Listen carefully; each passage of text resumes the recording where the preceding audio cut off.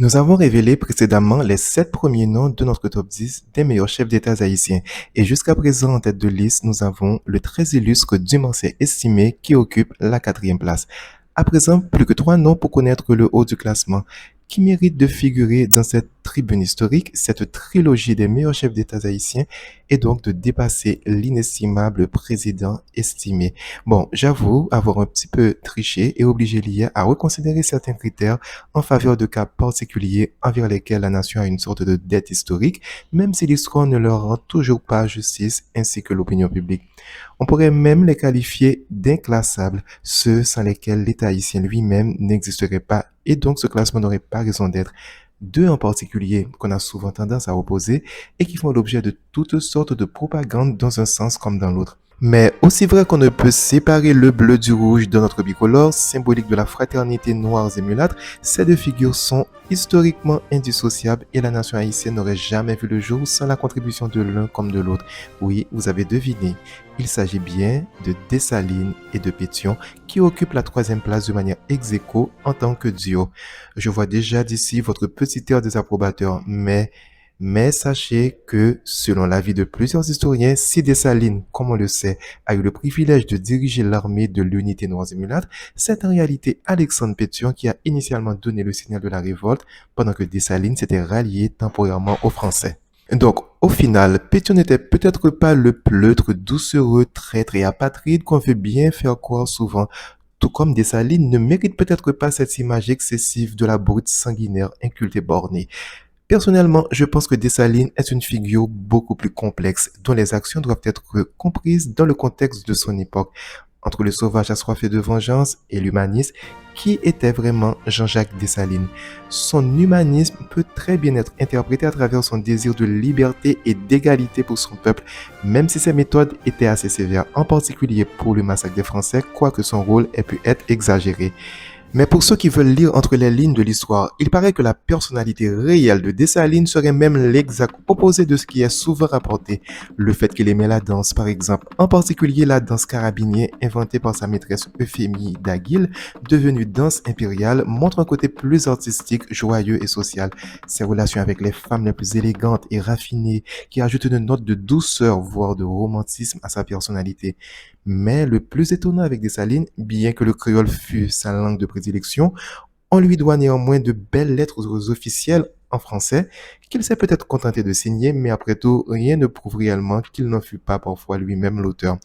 Mais plus étonnant encore, certains historiens parlent aujourd'hui de son hostilité pour tout ce qui touche au mysticisme, que ce soit le vaudou ou pire encore, la franc-maçonnerie. Il aurait même lancé une vraie chasse aux sorcières contre ces sectes qui de leur côté passaient leur temps à comploter contre lui, avec les mulâtres et les généraux qui se sont vus dépossédés de leurs terres au profit de la politique socialiste et égalitaire de l'empereur. La liste des ennemis de ce dernier ne faisait que se rallonger. Et aujourd'hui, une question historique majeure demeure. Qui a vraiment tué l'empereur Jean-Jacques Dessalines? Oui, Pétion, qui d'ailleurs était franc-maçon, comme beaucoup de ses pairs, avait toutes les raisons. Mais jusqu'à date, aucune preuve historique réelle. Le mystère autour de la mort de l'empereur reste entier, tout comme des pans complets de sa vie, y compris ses origines au temps de l'esclavage. Dessalines est à la fois le personnage historique le plus connu et le plus méconnu d'Haïti, mais après tout, il en va ainsi de tous les grands mythes.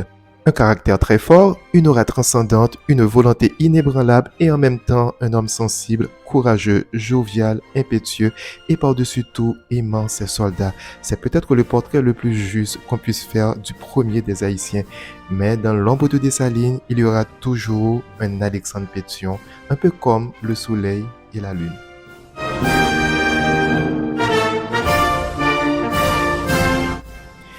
Parlons à présent de quelqu'un qui a véritablement régné sur Haïti mais sans jamais porter le titre de roi ou celui d'empereur.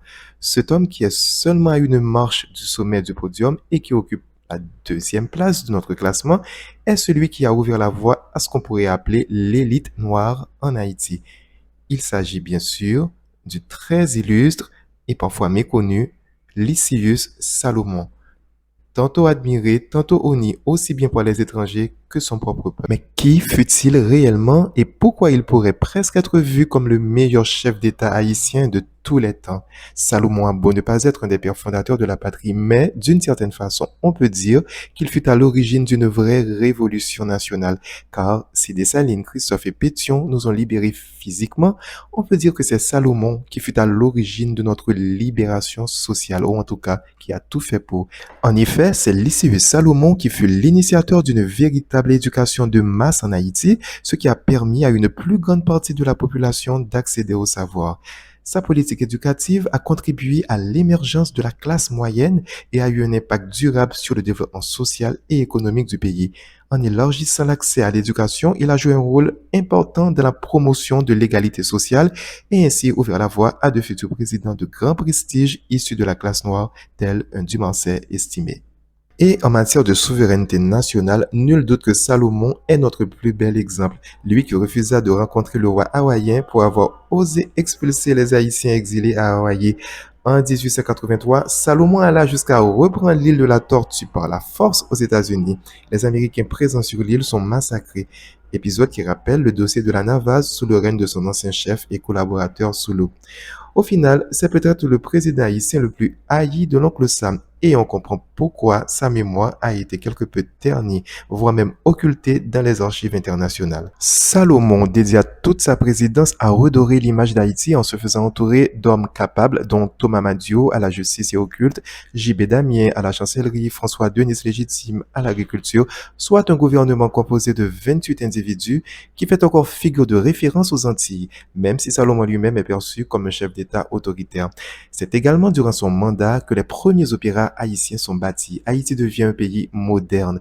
Aujourd'hui encore, on parle de l'ère salomonienne qui fait référence aux nouveautés culturelles et politiques mises en place sous le mandat de Salomon. Un âge d'or que un demi-siècle plus tard, un autre président noiriste tentera de restaurer.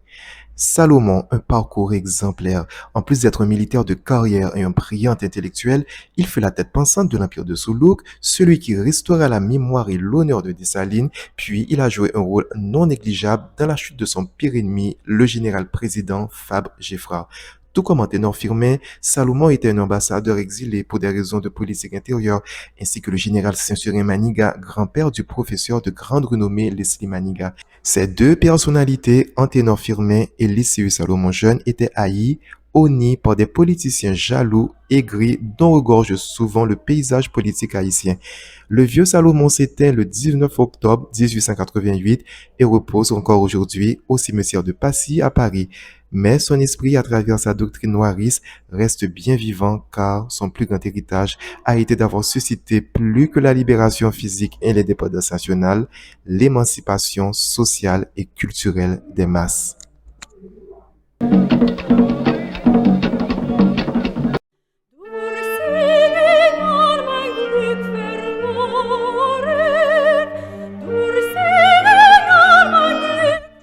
Nous arrivons enfin au moment crucial de notre sélection.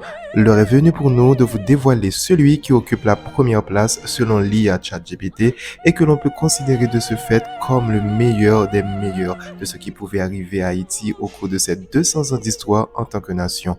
Le chef d'État par excellence, celui qui incarne à lui seul la vision, la grandeur, le progrès, la fierté et le rêve haïtien. Un dirigeant des plus emblématiques, dont le seul nom est synonyme de rigueur et d'excellence et qui a su graver sa mémoire pas seulement sur le papier, mais aussi dans la pierre, à l'instar des pharaons et des Césars. Oui, vous avez sans doute déjà deviné, le seul et l'unique roi, Henri-Christophe ou Henri Ier d'Haïti. Voilà un chef d'État qui n'a eu rien à envier aux plus grands monarques européens en termes de prestige, aux plus grands princes de la Renaissance en termes de goût et d'humanisme. Christophe coche absolument toutes les cases. Héros de la guerre d'indépendance, stabilité et prospérité durant son règne, souveraineté nationale, promotion de l'éducation et de l'égalité sociale, ordre et autorité étatique, rayonnement culturel, administration efficace, développement infrastructurel. Pas besoin de parler de sa monumentale construction à la citadelle La Firière, un imposant fort militaire encore debout et quasi intact aujourd'hui, tout comme le palais sans souci, tous deux symboles de la résistance haïtienne et d'ingéniosité architecturale. Les réformes qu'il a introduites pour moderniser l'économie, y compris des politiques pour augmenter la production agricole et l'exportation, le système éducatif qu'il a mis en place avec des écoles et des académies militaires pour former une nouvelle génération de dirigeants et de militaires, le fait qu'il ait instauré un gouvernement centralisé et efficace avec une bureaucratie bien organisée pour administrer l'État. L'histoire de cet homme est une saga digne d'une adaptation cinématographique. Cet ancien esclave devenu roi d'Haïti, pourtant né à Grenade, qui a fait la guerre de Savannah pour aider à la libération des États-Unis d'Amérique, qui s'est battu aux côtés de Toussaint Louverture puis de Dessalines pour la liberté et l'indépendance de Saint-Domingue devenu Haïti, première nation noire et métisse, qui a préféré mettre le feu à sa propre maison plutôt que de capituler devant les forces coloniales, qui a osé créer la seule noblesse noire des Amériques et avec une véritable étiquette digne des plus grandes cours d'Europe et qui, enfin, voyant sa fin proche, a préféré mettre fin à ses jours plutôt que de devenir la proie des révolutionnaires. Certes, on lui a souvent reproché sa cruelle tyrannie, mais pourra-t-on jamais cesser de vénérer la vertu et la majesté du soleil sous prétexte qu'il nous brûle atrocement les yeux? Aujourd'hui encore, on en vient à se demander où serait notre cher Haïti si Henri Christophe était parvenu au bout de son projet. Il est et restera à la fois le premier et le dernier roi d'Haïti, mais surtout le plus grand chef d'État qu'Haïti ait connu à ce jour. Pas besoin d'en dire trop à son sujet, ses œuvres parlent d'elles-mêmes.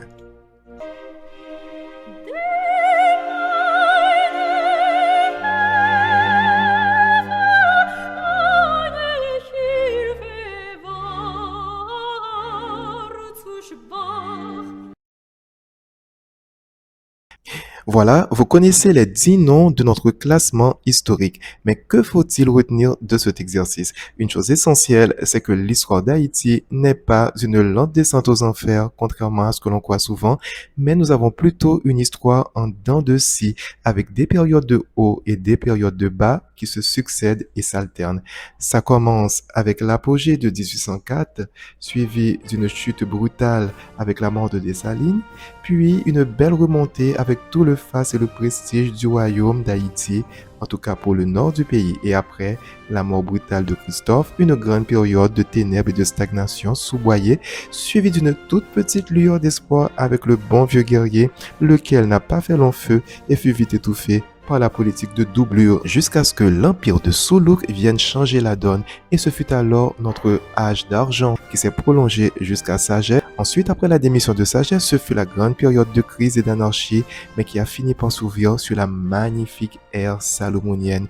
Puis on bascule à nouveau dans l'instabilité avec les gouvernements éphémères, culminant avec l'occupation américaine, pour déboucher enfin sur notre troisième âge d'or avec Estimé. Mais l'avènement de Duvalier 11 ans plus tard allait amorcer une nouvelle période de déclin qui dure encore aujourd'hui.